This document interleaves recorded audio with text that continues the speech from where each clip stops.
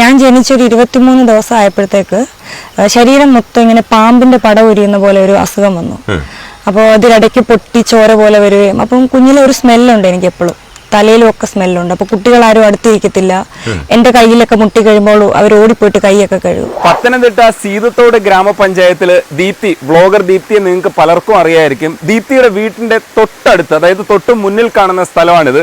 ഇവിടെയൊക്കെ എക്സ്പ്ലോർ ചെയ്തിട്ടാണ് ദീപ്തിയുടെ YouTube blogging വരുന്നത്. ഈ ബ്ലോഗിങ് കിട്ടുന്ന വരുമാനം കൊണ്ട് ദീപ്തി ഇവിടുത്തെ അടുത്തുള്ള ആദിവാസി കോളനി അവരുടെ ഉന്നമനത്തിന് വേണ്ടിയിട്ടാണ് ചെറിയ കാശ് ഉപയോഗിക്കുന്നത്. പിന്നെ കുറേ തരത്തിലുള്ള പ്രവർത്തനങ്ങളും ദീപ്തിക്കുണ്ട്. ഇതിനൊക്കെ ഈ ഗ്രാമത്തിൻ്റെ ഭംഗിയും ഇവിടുത്തെ ഒരു സാധാരണ ബ്ലോഗറായി നിന്നുകൊണ്ടുള്ള ചെറിയ വരുമാനമൊക്കെയാണ് ദീപ്തി ഉപയോഗിക്കുന്നത്. ദീപ്തി പൊളിയാണ്. ദീപ്തിയെ കണ്ടുപിടിച്ചതേ സീതത്തോട് ഗ്രാമപഞ്ചായത്തിൽ നമ്മൾ എത്തിയിട്ടുണ്ട്. ദീപ്തിയുടെ വിശേഷങ്ങൾ കേൾക്കാം. ഹായ് ദീപ്തി, ഈ കുഞ്ഞു വരുമാനം എന്ന് പറയുമ്പോൾ കുറച്ച് കൃഷിയും കാര്യങ്ങളൊക്കെ ഉണ്ട്, ഒപ്പം ഈ പറയുന്ന ഒരു എക്സ്പ്ലോറേഷൻ, ഗ്രാമത്തിന്റെ ഒരു എക്സ്പ്ലോറേഷൻ, ഇതിനകത്ത് നിന്നിട്ടുള്ള ചെറിയ വരുമാനം കൊണ്ട് സംരക്ഷിക്കാൻ പറ്റുമോ ഇവരുടെയൊക്കെ? എല്ലാവരെയും പറ്റത്തില്ല. അപ്പൊ നേരത്തെ ഇതൊന്നും ആർക്കും അറിയത്തില്ലായിരുന്നു, നമ്മൾ ആരുടെടുത്തും പറഞ്ഞിട്ടുമില്ലായിരുന്നു.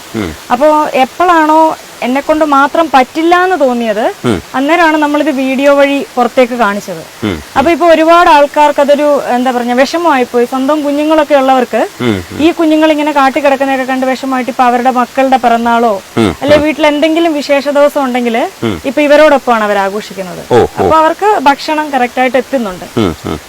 നമ്മൾ ചെയ്യേണ്ടത് ചെയ്യും. കാരണം ഇത് ഞാൻ ഒരിക്കലും ഒരു സോഷ്യൽ സർവീസ് ആയിട്ടല്ല ചെയ്യുന്നത്.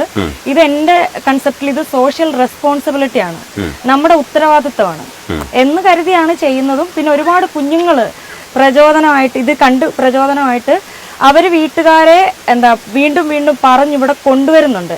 അവരുടെ ഡ്രസ്സുകൾ അങ്ങനെയൊക്കെ കൊടുക്കാൻ വേണ്ടിയിട്ടും.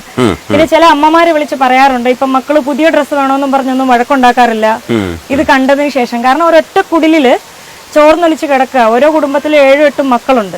ദീപ്തിയുടെ കുറെ റുട്ടീൻസ് നമ്മൾ വ്ലോഗ് വഴി കണ്ടിട്ടുണ്ട്, ദീപ്തി ചെയ്യുന്നത് കണ്ടിട്ടുണ്ട്. പക്ഷെ നമ്മുടെ ഇതിനകത്ത് ദീപ്തി എങ്ങനെയാണ് സംസാരിക്കുന്നത് നോക്കാം. ദീപ്തിക്ക് ഒരുപാട് കഥ പറയാൻ ഉണ്ട്. എന്നാ കയറിയട്ടെ. ഇതാണ് കോഴി സാമ്രാജ്യം. ഒരുപാടുള്ളതിന്റെ ഒരു ഭാഗമാണിത്. ഇത് VV380 എന്ന് പറഞ്ഞൊരു ഇനത്തിൽപ്പെട്ട കോഴിയാ. അതായത് വർഷത്തില് മാക്സിമം ദിവസം ഇത് മുട്ടയിടും. അതാണ് ഇതിന്റെ പ്രത്യേകത. അതായത് ആദ്യത്തെ 2 വർഷം മുട്ടയിട്ട് തുടങ്ങി ആദ്യ 2 വർഷം വരെ അതായത് വർഷം 1 മാസം വല്ലതും മുട്ട ഇട്ടില്ലെങ്കിലേ ഉള്ളൂ, ബാക്കി കംപ്ലീറ്റ് ആയിട്ട് ഇത് മുട്ട ഇട്ടുകൊണ്ടേയിരിക്കും.